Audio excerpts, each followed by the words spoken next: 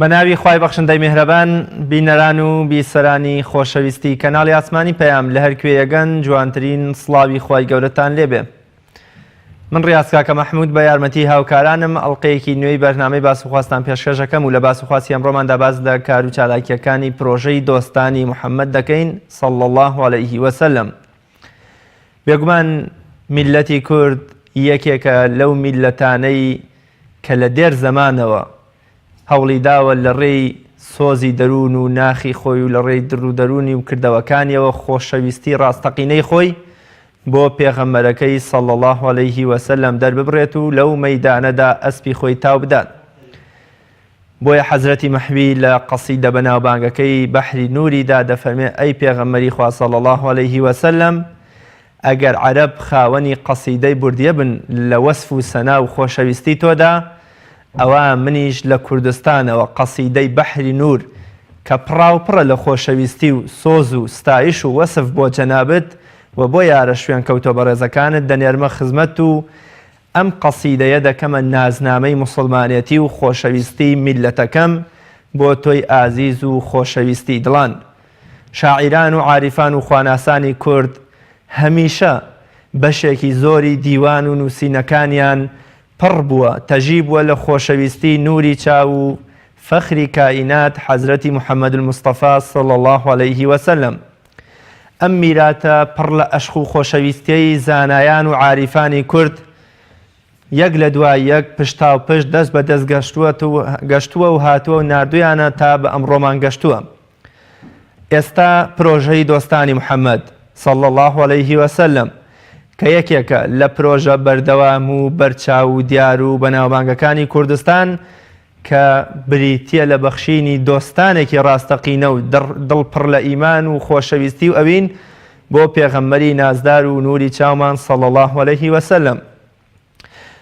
دۆستانی محەممەد یا پرۆژەی دۆستانی محەممەد کە یەکێکە لە کار و چالاکیە بەردەوامەکانی ڕێکخراوی قوتابیانی کوردستان ساڵی 11هەمی تێپەڕ کرد و پێی نایە ساڵی 12هەمیەوە و تا ئێستاش بەردەوامە. ئەمەش یەکێکی دیکەیە لە شانازیەکانی میلەتی کورد، یەکێکە لەو خۆشەویستی وەفا و ڕێز و حورمەت و ئەوینەی نەوەکانی سەلاح الدینی ئەیوبی و کاوانی کوردی بۆ پێغەمبەرە درەوشا و جوانەکەی ئیسلام هەیەە. ئێمە لەم بەرنامەیەدا باز لە تەواوی کار و چالاکیەکانی پرۆژەی دۆستانی محەممەد دەکەین صلی الله عليه وسلم لە ماوەی 12 ساڵی ڕابردوودا. هۆکارچی ڕێکخراوی قوتابیانی کوردستان لە پەنا خزمەتکردن بە دۆزی ڕەوای قوتابیان و بە کێشە و گیر و گرفت و معاناتەکانی قوتابیان هەوڵێکی داوە دڵ و دەرونی قوتابیان و خوێنەرانی کورد تەژی بکە پڕ بکە لە خۆشەویستی و ئەوینی پێغەمبەرەکەی صلی الله عليه وسلم. و بە تایبەتتر باز لە کار و پرۆژەی ئەمساڵیانەکەین لە ئەمساڵدا چیان کردووە بۆ یادی لەدایک بوونی پێغەمبەری خوا صلی الله عليه وسلم و ناساندنی ئەو زاتە بێوێنە و دەگمەنەی خوا بە نەوەکانی کورد و بە قوتابیانی کورد. بۆ مەبەستە میوانداری زۆر بەڕێز دکتۆر بێستون حەمە ساڵح سکرتێری ڕێکخراوی قوتابیانی کوردستان و یەکێک لە کۆڵەکە و ڕاگرەکانی پرۆژەی دۆستانی محەممەدم کردووە بۆ نێو بەرنامەی باسوخواست. دکتۆریان سپاس بۆ ئامادەبوون تو بەرنامەکەت ڕازاندەوە. سپاس دەکەم. پێم خۆشە وەکوڵێ پانۆرامایەک لە پرۆژەی دۆستانی محەممەدمان بۆ باس بکەی. دۆستانی محەممەد پرۆژەی دۆستانی محەممەد ئەم ساڵ پێدەنێتە 12 ساڵی کارکردنیەوە. بەڵێ بەناوی خوای بەخشندەی میهرەبان درود و سڵاو و ڕەحمەت بە جانی پاکی پێغەمبەرمان صلی الله عليه وسلم و سەر گیانی پاکی شوێنکەوتوان و یاوەری یاوەرانی تا ڕۆژی قیامەت. لێرەوە مەوێ سپاس و دەستخۆشیم بۆ هەموو ئەو کەسانی کە لە سەرەتاوە تاوەکو ێسەی پرۆژەی دۆستانی محەممەد درودی خوای لەسەر بێ هاوکار و هەماهنگ بوون بە تایبەتی خاوەنی فکرەکەمان کە بەڕێزمان سەعمەر گوڵپی سکرتێری و کاتی ڕێکخراوی قوتابیان و هەروەها هەموو خوشک و برایانەی کە لە 250 دینار کە هاوکاری پرۆژەکەیان کردبێتەوە کۆی کە گەورەترین کاریان بۆ پرۆژەی ئەنجام دابێت. دیارە ئەم پرۆژەیە بریتی بوو لە یعنی بەرپاکردنی شۆڕشێکی خۆشەویستی ئامێز بوو بۆ پێغەمبەری خوا صلی الله علیه وسلم لە کاتێکە کە دنیای نەفامی و نەزانی لە جیهان و لە هەرێمی کوردستانیش بەو ئاڕاستەیە ڕۆژکایان ویست بە بێژنگ بەری خۆری ڕەحم و سۆز و میهرەبانی و خۆشەویستی فەخری کائینات محەممەد بگرن. ئێمە هاتین لەو کاتەی لە ساڵی 2008 بە هەستکردن بە هەرچی بەرپرسیارەتیمان و بە زانینی ئەوەی کە گروپێکی قین لە دڵ دروست بووە ئەیانەوێت گەنج و قوتابی کورد بەلاڕێدا ببن بە ڕاستەیەوەی کە پێغەمبەر خوا صلی الله علیه و سلم هیچی بۆ مرۆڤایەتی نەکردەوە کەسێکی نەخوێنەوار کەسێکی نەزان حاشای پێغەمبەری خوا کەسێک لە ناوچەیەکی زۆر دواکەوتووی جەزیرەت العەرەب هاتووە ئێستا خەڵک دوای کەوێت کە لە کوردستان لەو کاتە خەڵکی کورد زۆر لەو پێشکەوتوتر زۆر لەو کارامەتر زۆر لەو شارەزاتر خوێنەوارتر بەم شتانی کە هات بۆیە لەو کاتە ئێمە لە ساڵی 2008 لە مانگی 2008 کە کات مانگی ڕەبیعەوەل لەو کاتەبوو هاتین پرۆژەی دۆستانی محەممەد صلی الله علیه و آله و سلممان ڕاگەیان بۆەوەی کە نیشانی بدەین دۆستانی پێغەمبەری خوا صلی الله علیه و سلم لە مەملەکەتی باپیرە سەلاحەت دینەوە هێشتا ماون هێشتا بەهێزن هێشتا ئەتوانن خزمەتکەن هێشتا لە خزمەت بە گیان و ڕۆح و ماڵ و هەرچی ئەوەی کە پیرۆزیە لەلایەن لە خزمەت پێغەمبەر و بەرنامەی پێغەمبەری خوا صلی الله علیه و سلم لەو کاتە تا ئێستا ئەگەر بێن پانۆرامای دۆستانی محەممەد هەڵڕێژین بەڕاستی ئەتوانین بڵین خەرمانێکی زۆر گەورەیە لە دروستکردنی هەموو لایەنەکانی خزمەتکردن بە ژیان و کەسایەتی و سنەت و ئاکار و ڕەوشتەکانی پێغەمبەری خوا صلی الله علیه و سلم ئێمە لەو کاتەی کە ئەم پرۆژەیەمان ڕاگەیان هاتین وتمان بەکردەوە یادی پێغەمبەری خوا صلی الله علیه و سلم ئەکەینەوە یەکەم ئامانجمان دووەم ئامانجمان بریتی بوو گەنجان و قوتابیان ئاشنای ژیانی سنەتەکانی پێغەمبەری خوا صلی الله علیه و سلم بکەین سێم ئامانجمان بریتی بوو لەوەی کە گەنجان و قوتابیان هۆشیارکەینەوە کە پێغەمبەری خوا صلی الله علیه و سلم موژدەدەری بووە بۆ مرۆڤایەتی و ڕزگارکاری مرۆڤایەتی بۆ مرۆڤایەتی لە دوای هاتنی پێغەمبەری خوا صلی الله علیه و سلم گەیشتەوەی کە بەرەو پێشکەوتن بڕوا بەرەوە بڕوا کە ئینسان مافی ئینسانیەتی بۆ بگەڕێتەوە هەژار و دەوڵەمەندەکان لە یەک ئاستا بن ڕەش و سپی عەرەب و عەجەم ئافرەت و پیا و هەموو ئەمانە لە یەک ئاستان بۆیە هاتین ئەمانەمان نیشاندا لەو کاتە بە هەزارەها کە ئێمە بۆ نمونە 600,000 نامیلکەمان چاپە کرد 600,000 نامیلکە بە دووتەنی ئەمان بردە ناو یعنی زانکۆ و پەیمانگا و ئامادەیەکان دابەشەکرا لەگەڵەوەدا کە ئێمە 600,000مان چاپ کرد خەڵکی لەسەر ئەرکی خۆی 100,000 تری چاپ کردەوە لە هەو کتێبانی کە ئێمە دروستمان کردوون لە محەممەد ڕێبازی ژیانمان ناونا لە بەرگی 1 2 3 4 5 و بەرگی 3 بە بادینی و سۆرانیش دەرمان کرد نزیکەی 300,000مان نامیلکە لە کوردستان ئابەخشیوەتەوە بۆ ئەوەی کە لە یەکەم ساڵا ئێمە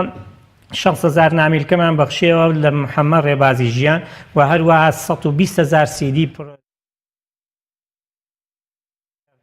باشە دکتۆرگیان ناوبڕێک وەردەگرین و پاشتر دێنەوە بینەرانی بەڕێز خۆشەویست دەچین لای ناوبڕێک و پاشتر دێنەوە خزمەتتان.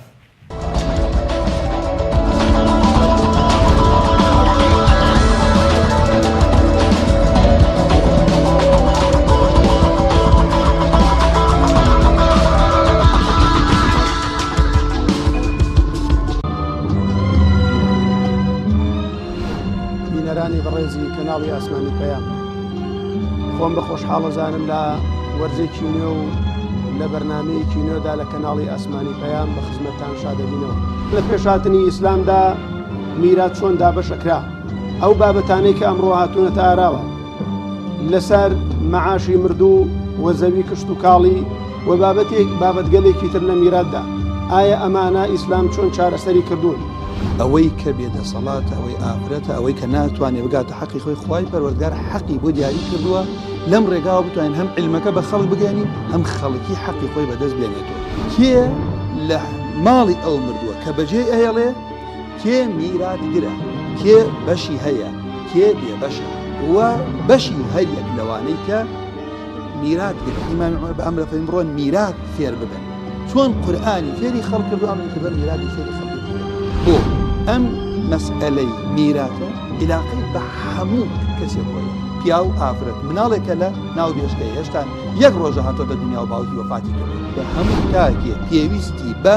ئەم علمە هەیە بۆ لەبەرەوە پەیوەستە بە پارەوە. پێش ئیسلام میرە ئەدرا بە پیا و ئافرەتی لێ بەبەشە. ئیسلام هات حەقی بۆ هەموو ساحب حەقێ گێڕاوە. تا چەندە دروستە ئیحراجکردنی ئافرەتان بۆ پێدانی حەقی خۆیان لە بابەتی میرات. جاری وای ئینسانیە کە بوو بە حرامخۆر و لەخوا نەترسا ئەگەر پێی نەزانێت لە ڕێگای بەرنامەوە با شارەزادێت با بزانێت با خۆی نەدا لەو حرامە. ئێوەی بەڕێز و خۆشەویست ئەتوانن پەیوەندی بە بەرنامەکەەوە بکەن هەر پرسیارێکتان دەربارەی میرات و دابشکردنی میراتەیە لە بەڕێز مامۆستا دلێرگەرمیانی بکەن.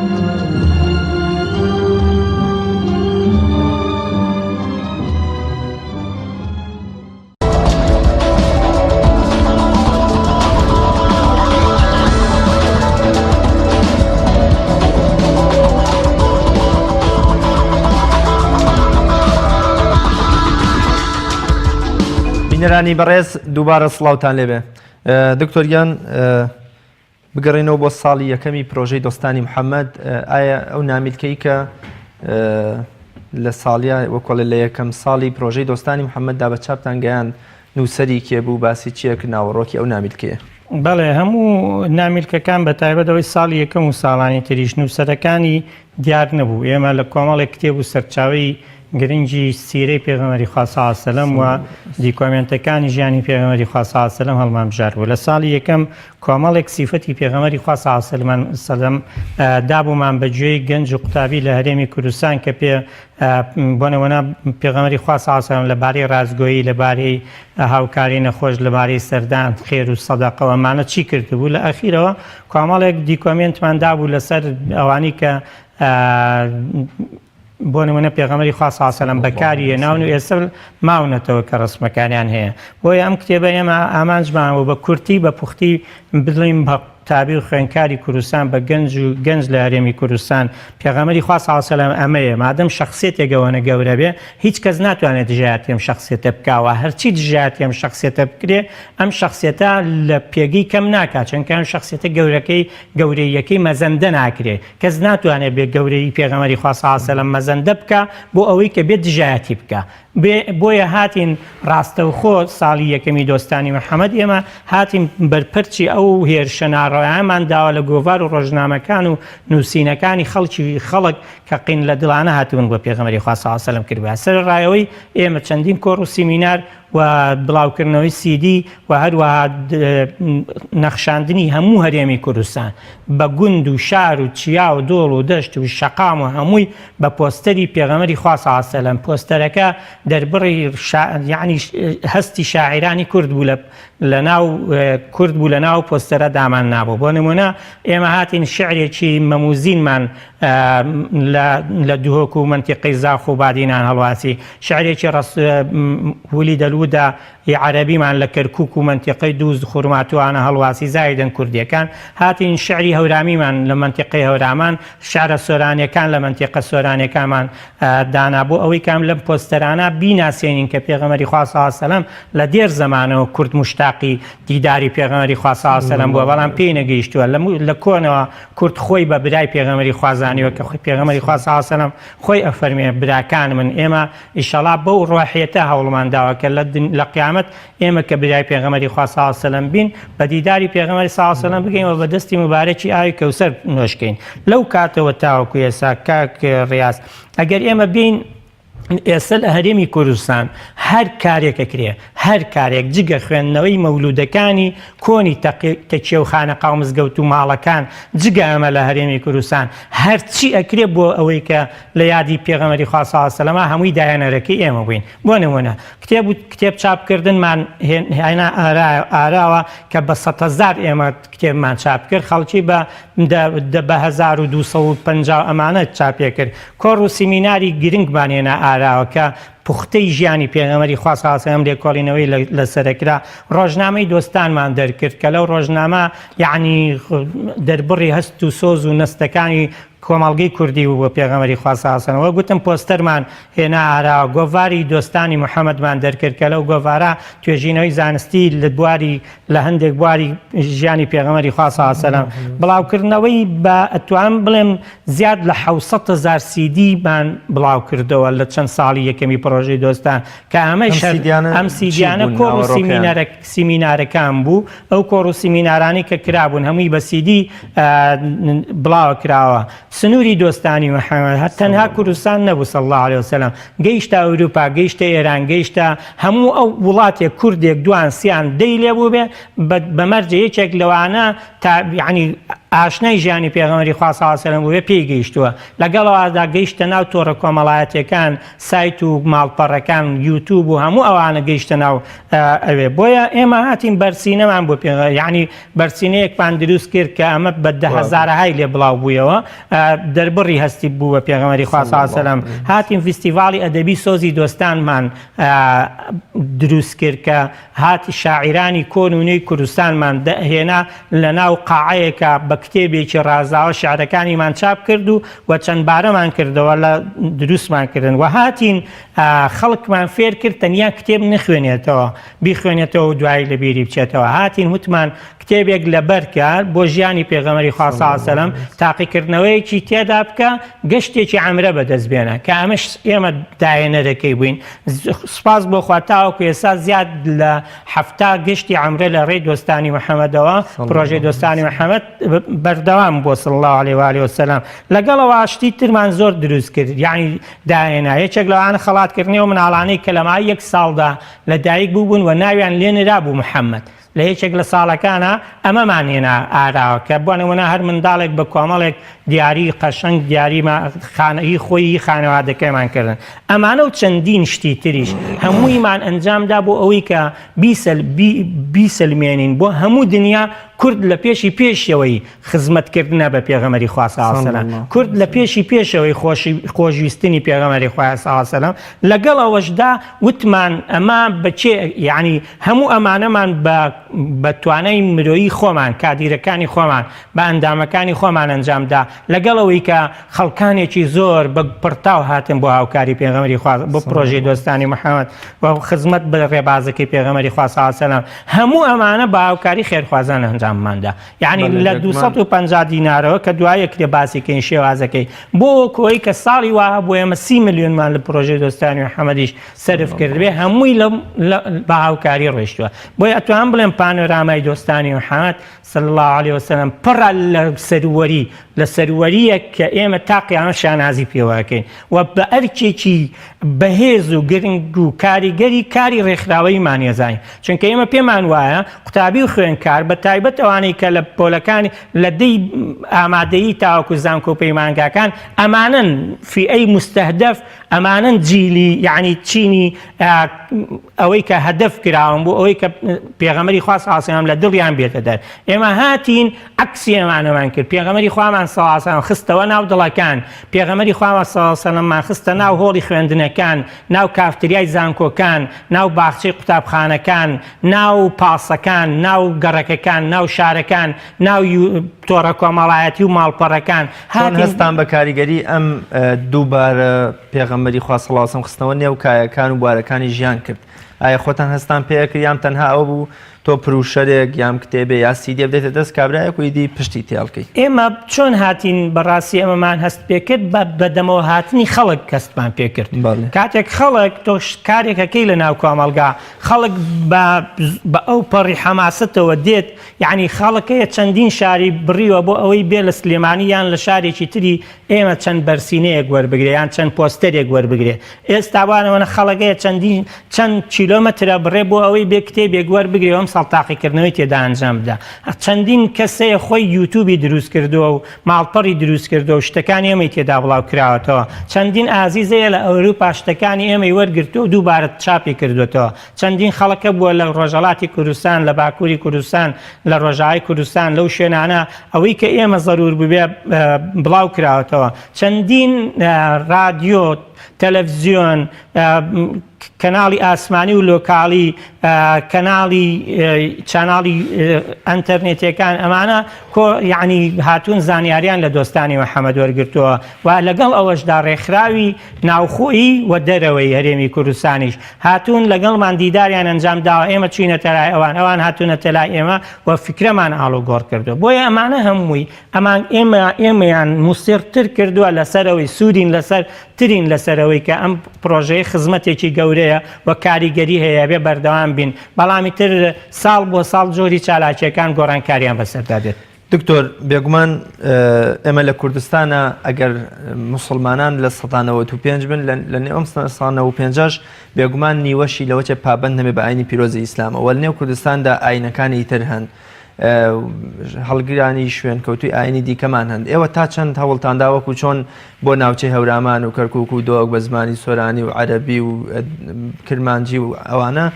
هەوڵتان داوە ئەم پەیامە مرۆڤ دۆستی پێغەمبەری خوا صلی الله علیه و سلم گێنە خەڵکە لەهجە و زمان جیاوازەکان تا چەند هەوڵیشتان داوە سنووری ئایدۆلۆژی تێپەڕ بێت تەنها موسڵمان سوودمەند نەبێ واتە تا چەند توانیتانە ئەو خەڵکەش کە پابند نیە بە ئاینی پیرۆزی ئیسلام و یا و کەسەی هەڵگری ئاینی پیرۆزی ئیسلامی لەو پەیامە مرۆڤ دۆستی پێغەمبەری خوا صلی الله علیه و سلم سوودمەند بێ. لە 100% وەڵمانداوە چونکە ئێمە کاتێک کە هەر شتێکمان گەیاندە بێت نەهاتوین گوڵبژێرمان کردبێ لە نێوان دەکە سادوانیان هەڵبژێریم ئەو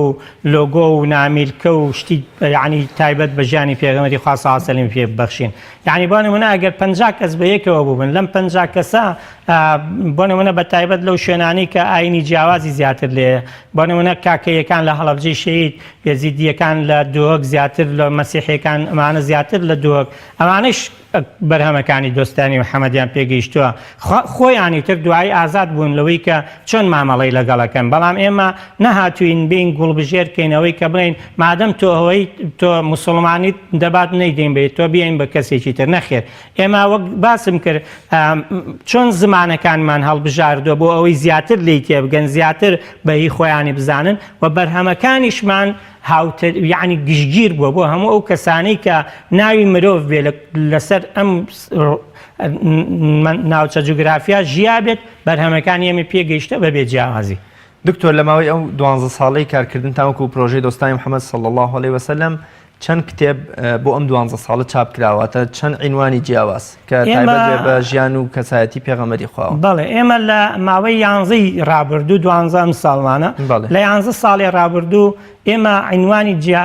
ناونیشانی نامیلکەکەمان کتێبەکەمان محەممەد ڕێبازی ژیان بوو. محەممەد ڕێبازی ژیان هاتین بۆی کە بزانین پێغەمبەر صلی الله علیه و سلم بۆ هەموو کایەکانی ژیان ضرورە و بۆ هەموو کایەکانی ژیانیش سەربەشق و مامۆستایە ئەتوانی سوودی لێوەربگری بۆیە تەنها ئەو نامنیشانەمان هەڵبژار بەڵام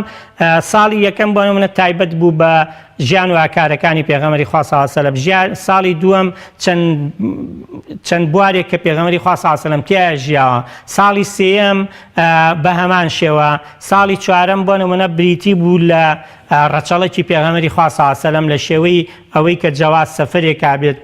چاپمان کرد ساڵی چوارەم ئێمە هاتین کتێبێک کە محەممەد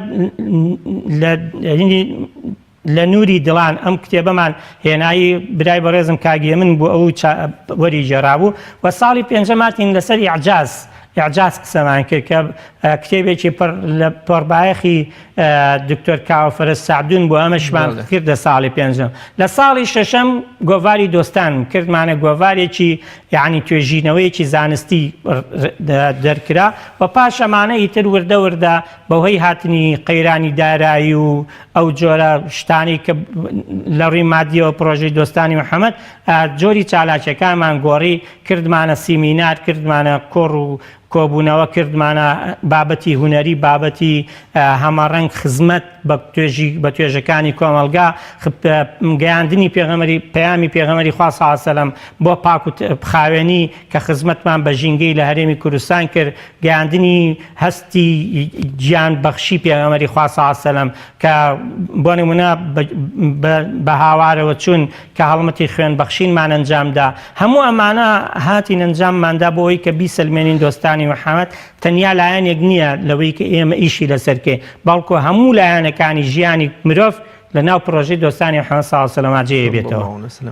دکتۆر تا چەند هەوڵتان داوە خاوەن بەرهەم و نووسەرە کوردەکان دەست بگرن یان بەونە بە چاپکردنی کتێب و بەرهەمەکانیان هانی زیاتریان بدەن و ئێمە کوردانە پێغەمبەری خوامان خۆش بێەوە ئەو خۆشەویستی کە لە نێو پەرتوکەکاندا هەیە هەڵقوڵاوی دڵ و دەروون و ناخ و بیرکردنەوەی برا کوردە نووسەرەکان بێ. ئێمە وەک باسم کرد پرۆژەی دۆستانی محەممەد صلی الله علیه و سلم بە هاوکاری خێرخوازان بووە و خێرخوازان خاوەنی سەرێکی خاوەنی امتیازی پرۆژەی دۆستانی محەممەد بوون. ئەگەر ئێمە ئەو سندوقەی کە دانراوە بۆ ئەم پرۆژەیە 250 دینار نەمانێشتووە بە زیاوە لە ساڵێکا بمێنێتەوە هەموویمان خستۆتە خزمەتی پرۆژەکەەوە ساڵی وایە ئێمە 3 کتێبمان چاپ کردووە بە نمونە کتێبێکمان چاپ کردووە بە سۆرانی هەمان کتێب بە بادینی کتێبی سۆزی دۆستان کە شاعیرەکانن هینی شاعیرانە لەگەڵیش ڕۆژنامەی سۆزی دۆستانیشمان دەرکردووە لەگەڵا ما بە 10,000 پروشەرمان دانا لەگەڵەوە چەندین وەک باسم کرد بەرسینە و سیدی و ئەمانەمان بەخشیوەتەوە بۆیە هەمیشە هەوڵمان داوە نووسەرە کوردەکان بێن لە پرۆژەی دۆستانی محەممەد بکەنە وێزگەیەک بۆی پەرە بە نووسینی خۆیان بەرە دەربڕی هەستەکانی خۆیان بۆ پێغەمبەری خوا صلی الله علیه و سلم بکەنە وێزگەیەک بۆی لەوێوە بیگەێنن بە دنیا بۆ نمونە چەندین جار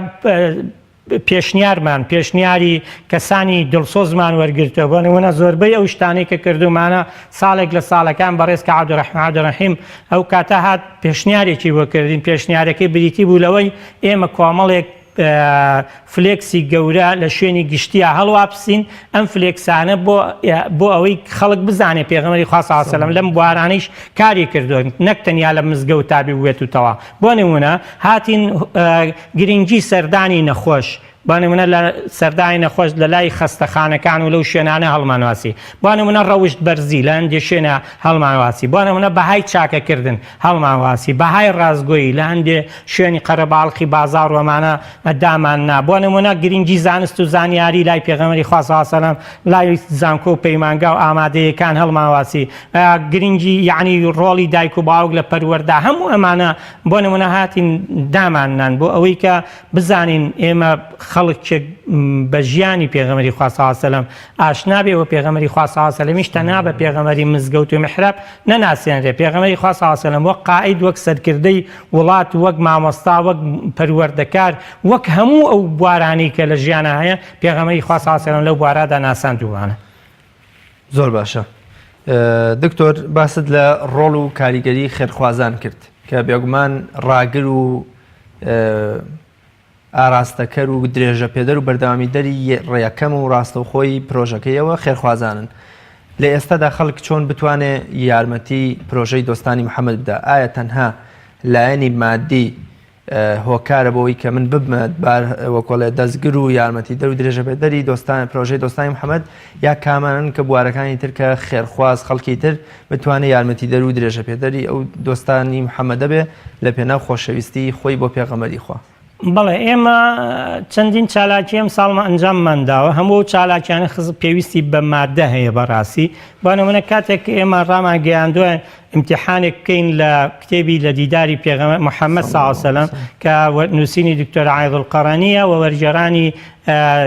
بەڕێزان ژیواری گەداڵی و نەواب محەممەد سەعید دەواب بزانم ئەم کتێبەمان دووبارە لەسەرەکی خۆمان چاپ کردوێتەوە و ژمارەیەکی زۆرمان لێ بڵاو کردوێتەوە و قوتابی ئەو کەسانی کە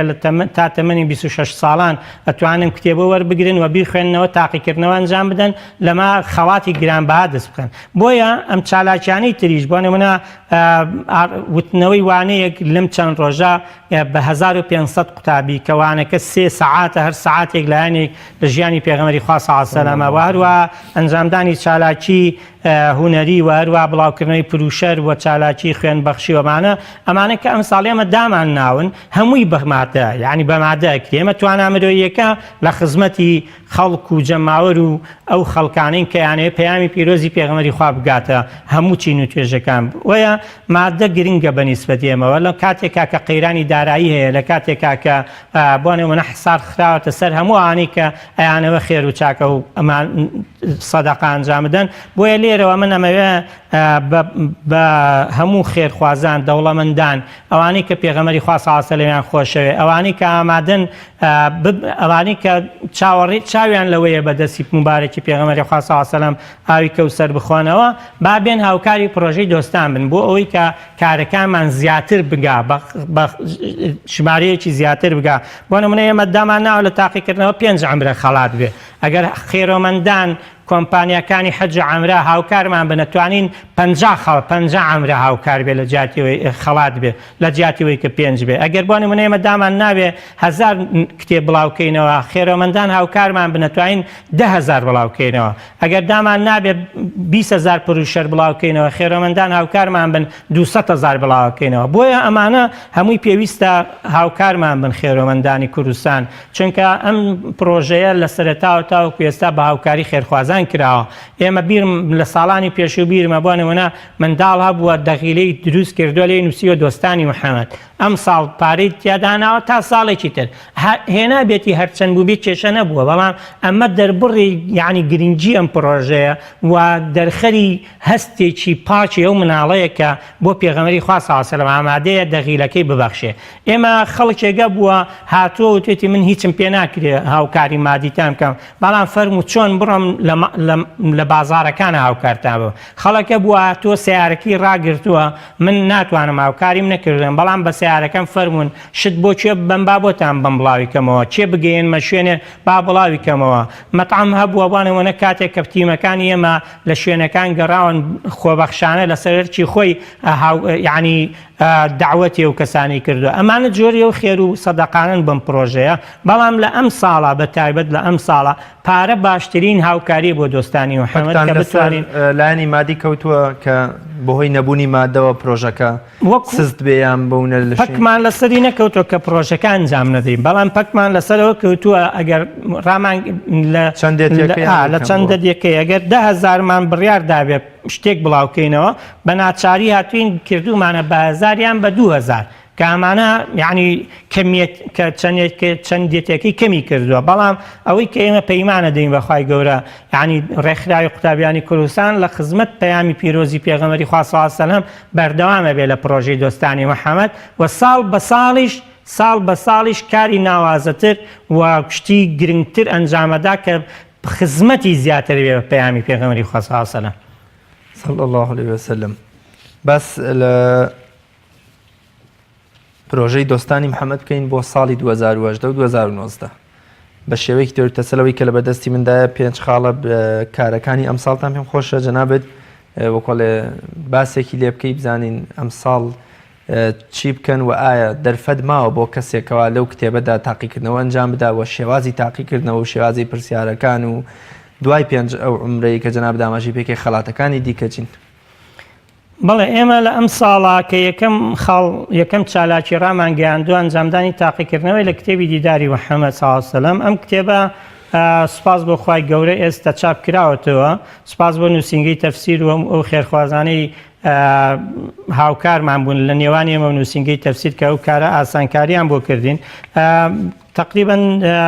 ژمارەیەکی باشی لێ چاپ کراوە ئێستا لە سەرجەم ناوەند دوولقەکانی ڕێکخراوی قوتابیان لە شار و شارەچەکانی کوردستان ئەو کتێبە بڵاو کرێتەوە قوتابی خوێندکارێک وە گەنجێک کەسێک تەمەنی تا 26 ساڵان بێ ئەتوانێت ناو بنووسێت لە پرۆژەی دۆستانی محەممەد و کتێبەکە وەربگرێ بۆ ئەوی کتێبەکە بخوێنێتەوە تاقیکردنەوەکە کتێبەکە ئێمە پارەکەیمان نیشتانە داوە کتێبەکە لەسەر ئەو کەسەی بەشداریە کە پاری کتێبەکە ئەدا چونکە ئێمە بەس بە ناوی ئێمەوە نووسینگەی تەفسیر بۆی چاپ کردین پارەکە دراوە بە کۆمپانیا یعنی بە چاپخانەکان کتێبەکە وەرەگرێ بێ پاری کتێبەکەدا کە نرخێکی ڕەمزیمان لەسەردانەوە نرخەکەی بۆمە لە نیو کەمتری بازارە لە نیو کەمتری بازارە لای ئێمە بە 2000 ئێستا لە شوێنەکە تقریبا کاتە 200 پەڕاگەر غەڵەت نەبم کەمتر زیاتر ئەم کتێبە ئێمە ئەو خەڵکانە دێن ناوەنووسن لە بەرامبەر لە ڕۆژی 2019 کە ساڵی نوێ لە ساڵی نوێی زاینی ئێمە یەکسەر تاقیکردنەوەی پرۆژەی دۆستانی محەممەد لە هەموو هەرێمی کوردستان ئەنجام دەین بۆ ئەوەی کە قوتابی خوێندکار لە هەر شارێک بێت توانێت بەشداری بکە ڕۆژی تاقیکردنەوە یەکی 2019 تا ئەو کاتە قوتابی و خوێندکار ئەتوانێت لە پرۆژەکە بەشدار بێ ناوی خۆی تۆمارکە کتێبەکە و دەست بخە ئەگەر نەیش مابوو لە بازار چاپەکانی تری هەیە بە شێوازی دەرفەتی ناونووسین تاکەیە دەرفەتی ناونووسین تا هەفتەیە پێشەوەی کە تاقیکردنەوە ئەنجام بدرێ بەڵام قوتابیە گەبێ خۆی وریا بێت چەند کاتێکی تاکو ئەو کتێبە زەبط بکا بۆی بتوانێت بەشداری تاقیکردنەوە بکات شێوازی پرسیارەکان وەک شێوازی باوی سەردەمە لە پرسیارەکانە پرسیار ڕەنگە هەموو کتێبەکە داغڵە تەوان لە دوای پێشەکی بەس پێشەکی داغڵنیە لەگەڵ بەرگەکانی تر هەمووی داخڵە کەواتە هەموو کتێبەکە داخڵە لەم کتێبە چی تێدا بێ داخڵە بۆنەوەنە ئاەتە یان فەرمودەی پێغەمبەری خوا صلی الله علیه و سلم یان قەولی زانایانە یان شەرح و ئەمانەی هەمووی داخڵە تەنها شیعرەکانی جواب زانم چەند بیتە شعرێکیشی تیاوی ئەوەش داخڵە کتێبەکە بۆیە هاتووین ئێمە 5 عمرەمان بۆ ئەم کتێبە وەک خەڵات بۆ قوتابی خوێنکار بۆ خەڵکێک کە یعنی هانی زیاتری بدەین کە ژیانی پێغەمبەری خوا صلی الله علیه و سلم فێر ببێت. هاتوین 5 ئەمرەماندانە بۆ خەڵاتی یەکەم تا 5ەم، بێگومان خەڵاتەکان تا دەیەمی شەبێ، بەڵام من چاوەڕێی ئەوە ئەەکەم لە کۆمپانیەکانی چ ئەلیکترۆنیا چ کۆمپانیای حەج عەمرە و هەروە ئەوانیش کە لە بواری ترا توان خەڵاتی پرۆژەی دۆستان بکەن سپۆنسەری بکەن، ئەم یعنی هیوادارم ئەم خەڵاتانە تا 50میش بڕوە. ئێمە لە دۆستانی محەممەد تا 50ش بڕوە خۆشحاڵە بین کە خەڵکێکی زیاتر ماندووبوونی چەشت بێ لە پێناوی خەڵاتێک وەربگرێت کە تاقیکردنەوەیکی ئەنجامدا بێ. دکتۆر وەکو خۆم گلەی ئەوم لێتان هەیە کە بۆچی تەمەنتان دیاری کردووە، ینی بۆچی 26 لە کاتێکا پێغەمبەری خوا صلی الله علیه و سلم پێغەمبەری هەمومانە و بۆ منە لە سەوری 26ەوە ئەوانیش بەشداریان پێ بکرایە. بەڵێ خۆشبەختانە لە دوای یعنی ئەزمموی دۆستان پرۆژەی دۆستانی محەممەد لە کوردستان ئەزمموی تریش تاقی کراوەتەوە. ئێستا باونا هەر دوێنێ پرۆژەیەکی تر کۆتایی پێات سەدای سنت لە ماغ ژمارەیەکی باش خەڵک بەشداری کردبووە، تەمەنیش مەفتوح بوو. ئێمە مادەم ڕێکخراوی قوتابیانی کوردستانین ئامانجەکەی خۆمان ئاشناکردنی نەوەی نوێ بە ژیانی پێغەمبەری مەزن ئاکار و ڕەوشت و سنەتەکانی. ئەمە دلیل نییە خەڵکی تریش نەوەی نوێ نییە، خەڵکی تریش گەنج نییە نازانمانە، بەڵام هاتین بۆ نمونە ئەگەر تەمەنێکی 16 ساڵ بەشداری بکە لە پرۆژەی دۆستانی محەممەد، زیرەک بێ دەرفەتی پێ بدەین بۆی بتوانێت گەشتێکی عەمرە بەدەست بێنێت، نەک بین بۆ نمونە هەمووی لە 30 ساڵەکانە گەشتی عەمرە بەدەست بێنێ، چونکەوەی کە لە 26 بەرەو سەرە هەمووی مۆزەفە یان مامۆستایان لە زانکۆ و لە شوێنە یعنی ئاستێکی ئەکادیمی بەرزتری هەیە، ئاسانترە بتوانێت تاقیکردنەوە بکە، ئاسانترە نمرە بەدەست بێنێ و ئەمیش دوای ئەبێتە خاوەنی ئەو خەڵاتانە. ئێمە هاتین بۆ ئەوەی کە یعنی هەموو توێژەکانی قوتابی بە تایبەت لە 16 تاوەکو 24 ساڵی کە قوتابی ئەوە تەمەنی قوتابیە و ئەگەر 2 ساڵیشمان کردە یعنی ئەگەر بۆ ئەوەی کە ئەگەر قوتابیەک ما بێتەوە هەر قوتابی بێ و تا 26 ساڵیش ئەتوانێت بەشدار بێ و ئەوانی تریش 2 ساڵە تەخەڕوجیان کردووە یان 3 ساڵە یان 4 ساڵ. بۆیە حەزمان ئەکرد بۆ نمونە یعنی کراوە بووایە بۆ تەمەن بۆ ئەوەی کە نەک 3000 کەس بەشداری بکردای با 30,000 کەس بەشداری کردای، بۆ ئێمە خۆشتر بوو، بۆ ئێمە ناوبانگێکی زیاتر بوو، دەنگدانەوەیەک بوو، بەڵام ئەبێ ئەسڵی مەبەستی خۆمانمان لەبیر نەچێت کە ئاشناکردنی قوتابیان و گەنجانی کوردە بە ژیانی پێغەمبەری مەزن. دکتۆر بێگومان ئێوە ئەو کەسانی کە بەشداری تاقیکردنەوەکە دەکەم کتێبەکە وەرەگرن ناوەکانیان ئەنووسن لە شار و شارۆچکەکان. تا ئێستا چەند کەس ناوی خۆی نووسیوە و ئامادەیە بۆ تاقیکردنەوەکە؟ تا ئێستا کە ئێمە هێشتا ڕێکلامی دەستپێکی پرۆژەکەمان پێم وابێ دوێنێ دەست پێ کردووە، زیاد لە 1000 کەس ناوی نووسیوە، بەڵام ڕیکلامی یعنی ڕسمی لە دوێنێەوە دەست پێ کردووە، بەڵام ڕیکلامە دەستپێکیەکان کە ئێمە خۆمان چەند ڕۆژێک پێشەوە خۆمان ئامادە کردبوو دیار بوو خەڵک زانی بووی زیاد لە 1000 کەس تا ئێستا ناوی نووسیوە لە ماوەی ئەم چەند ڕۆژەی تەواوی کوردستاندا. بەڵێ چاوەڕێیەکەیم بگاتە زیاد لە 5000 کەسدا و بنووسێت. زۆر باشە. تاقیکردنەوەکە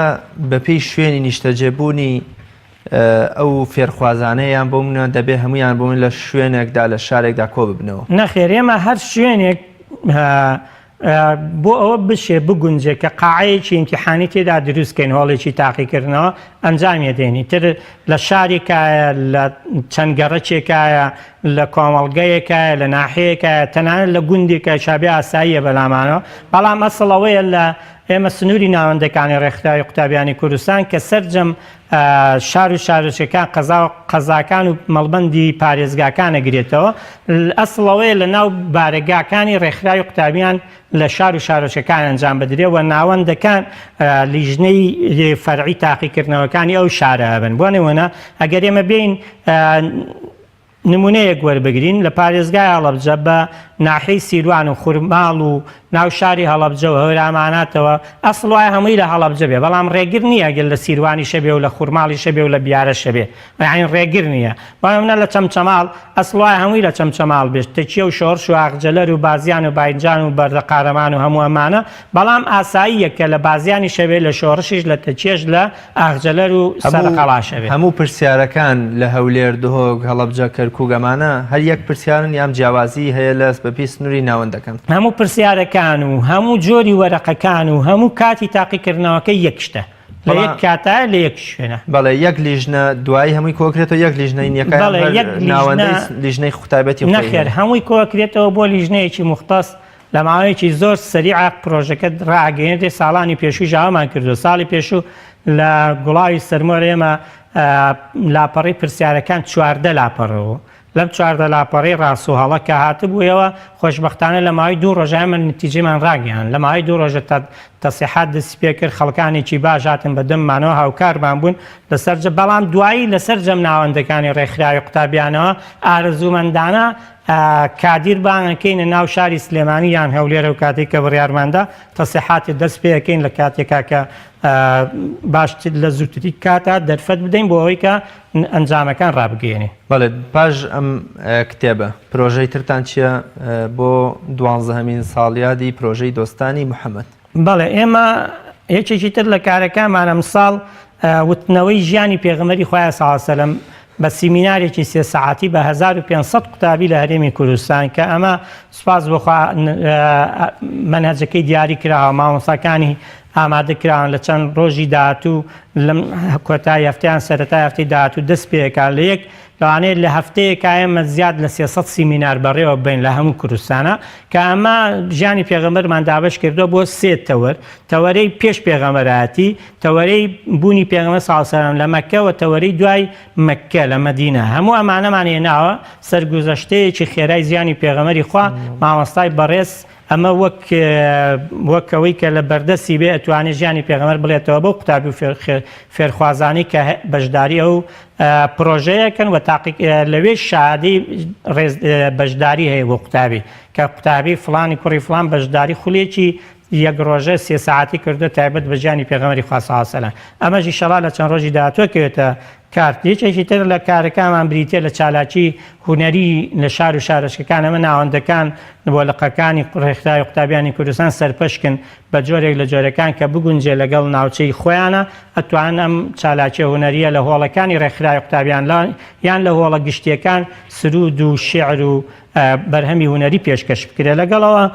چاپکردنی پروشەرێک کە ئەمیشەر ژیانی پێغەمبەری خوای صلی الله علیه و سلم تایە بە کورتی بڵاو کرێتەوە هەڵمەتی پاکردنەوەی شوێنە گشتیەکان شوێنەکانی زانکۆ پەیوانگا و هەروەها هەڵمەتی خوێن بەخشین و ئەگەر بکرێنە مام ناشتن و هەروەها هەموو ئەم کار و چالاکیانەی ئێمە ئەم ساڵ ئەنجام دەین بۆ ئەوەی کە خزمەت بکەین بە پەیامی پیرۆزی پێغەمبەری خوا صلی الله علیه و سلم. دکتۆر بۆچی هەوڵ نادەن ساڵانی ئایندە داهاتوو خەڵک ئاشنا بکەن بە سنەتە عەمەلیەکانی پێغەمبەری خوا صلی الله علیه و سلم؟ خەڵک پێی وایە سیواکردن تەنها عیبادەتێکە و هیچی دیکە واتە لە ڕووی تەندروستیەوە هیچ جینێکی نییە. خەڵک پێی وایە خەوتن لەسەر لای ڕاز هەر شتێ عیبادەتێکە خەوی قەیلولە هەر عیبادەتێکە یان بوونە کۆمەڵێ سنەتمان هەیە کە پێغەمبەری خوا صلی الله علیه و سلم بەر لە زانست و بەر لە زانستی پزیشکی دەرکی پێ کردووە بۆ جەستەی مرۆڤ بۆ سەحەتی مرۆڤ بۆ ژیانی مرۆڤ زۆر بە کەڵک و بەسوودە. ئێوە بۆچی لە ڕێی عەمەلیەوە یان بوونە لە ڕووی باسکردنی ئەم سنەتە عەمەلیانەوە خەڵک زیاتر ئاشنا ناکەن بە ژیانی پێغەمبەری خوا صلی الله علیه و سلم؟ من بۆ خۆم هیوا هەیە نوێژ ناکە بەڵام سیواک یەکێکە لە سیما دیارەکانی ڕۆژانەی و بەردەوام سیواک دەکات چونکە پێی وایە باشترین شتە بۆ هێشتنەوە و بۆنخۆشی دەم و هێشتنەوەی ددانەکان بە سپێتی و بە بەردەوامی. وڵا جا ئەوە پێشنیارێکی زۆر جوانە ئێمە ئیشاڵا پێشنیاری تۆ بۆ ساڵی داهاتووە ئەیخێنێ بواری جێبەجێکردنەوە وەک باسم کردێم پێشنیارەکانمان بەدەست گەیشتووە پێشنیارەکانمان خستۆتەوە سەر کاغەزەکان بە دڵنیایی بۆ نمونە ئەوەی کە پێغەمبەری خوا صلی الله علیه و سلم ئەنجامی داوە هەرچەندەمەمان لە کتێبی ئیعجازی زانستی ژیانی پێغەمبەری خوا صلی الله علیه و سلم بڵاو کردوتەوە لە ساڵی 5ەمی دۆستانی محەممەد بەڵام ئەکرێ ئێمە بتوانین بۆ نمونە لە ساڵی داهاتووی ئیشاڵا پشتیان بەخوای گەورە ئەوەژی چێکە بێلەوەی کە ئێمە ڕایەگەێنین لەناو چوارچەوەی پرۆژەی دۆستانی محەممەددا صلی الله علیه و سلم. دکتۆر کۆتا قسە و سەرنج و پەیامت لەسەر پرۆژەی دۆستانی محەممەد صلی الله علیه و سلم چییە؟ وڵای کۆتا قسم بە سەریعی بە سێ ڕەهەندە. یەکەمیان ئەمێ سوپاسی هەموو ئەو خوشک و برا عەزیزانە بکەم کە لە هەر ساتێکی دۆستانی محەممەد صلی الله علیه و سەلەم لە ساڵی 2003 تاوەکو ئەگەینە 2009 کۆتایی پێ بە هەرچی بەشدار بوون سوپاسیانەکەم لێرەوە دەستی ماندوو نەبوویانە گوشم خوای گەورە پاداشتیان باتەوە ئەوەی کە ئەوان ئەنجامیاندا بەرنامەیان بۆ ڕادارش بناغیان بۆ دانا ئێستا بەرهەمەکەی ئاوا بیننەوە. دووهەم لەگەڵ سوپاسەکەم بۆ کادیر و ئەندامانی ڕێکخراوی قوتابیانی کوردستانە پێتان ئەڵێم ماندوو نەبن خوای گەورە پاداشتان باتەوە بەردەوام بن پەیامی پیرۆزی پێغەمبەری خوا صلی الله علیه و سەلەم ئەوەی کە هەیە بگەێنە هەموو کوچە و کۆڵان و شار و بازار و بە خوێندنگا و دامەزراوە و هەرچی هەیە لە کوردستانە. خاڵی دووەمم ئەوەیە کە ئێمە بۆ هەموو ئەوانەی کە شەیدان بەشدار بن لە چالاکیەکانی دۆستانی محەممەد بەڕاستی دەرگای ڕێکخراوی قوتابیان کراوەتەوە پرۆژەی دۆستانی محەممەد پرۆژەی ئێوەیە فەرموون هاوکار بن ئێمە لە خزمەتتانین. سێمیان پەیامم بۆ خێرخوازانی هەرێمی کوردستانە هیوادارم خێرخوازانی هەرێمی کوردستان پرۆژەی سەرخستنی پرۆژەی دۆستانی محەممەد بەندە بە هاوکاری و کۆمەچیەکانی ئێوەوە تا ئێوە بتوانن زیاتر ببەخشن ئێمە توانین کاری چاکە ئەنجام بدەین ئێوەش بیسەلمێنن بە کۆمەچیەکانتان بنە خزمەتکاری پەیامی پێغەمبەری خوا صلی الله علیه و سەلەم و بەو ڕاحەتە بیبەخشن کە پێغەمبەری خوا صلی الله علیه و سەلەم لە ڕۆژی دواییدا فریاتان بکەوە ئەو خێر و سەدەقەتان ببێتە چراتان لە ڕۆژی دوایی و ببێتە مای گەیشتنتان بە دیداری پێغەمبەری خوا صلی الله علیه و سەلەم. زۆر سپاس بۆ بەڕێز دکتۆر بیست محەممەد ساڵح سکرتێری ڕێکخراوی قوتابیانی کوردستان و یەکێک لە دڵسۆزەکانی پرۆژەی دۆستانی محەممەد. سپاس دەکەم دکتۆر گیان. دەستخۆشم بۆ هاوکارانیش. زۆر سپاس. بینەرانی بەڕێز و خۆشەویست لە کۆتایی بەرنامەکەدا وەکو مەحوی دەڵێن خوددایە بەر شەفاعەی ئەو شەفیعەم خەی خوددا خۆشم و ئەحباب و ئەهل و داک و باب خوای گەورە بمان خاتە بەر شەفاعەت و خۆشەویستی پێغەمبەری خوا صلی الله علیه و سەلەم و پرۆژەی دۆستانی محەممەد بە یارمەتی خێرخوازان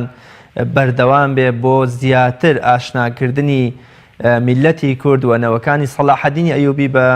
پێغەمبەری خوا صلی الله علیه و سەلەم کە باشترین و بەڕەوشترین مرۆڤی سەرزەوی و تەواوی مرۆڤایەتیە. تا بە یەکێشنەوەیەکی تر بەخوای گەورە مێرەبانتان ئەسپێرم هەر شاد و سەرکەوتن خواتان لەگەڵ.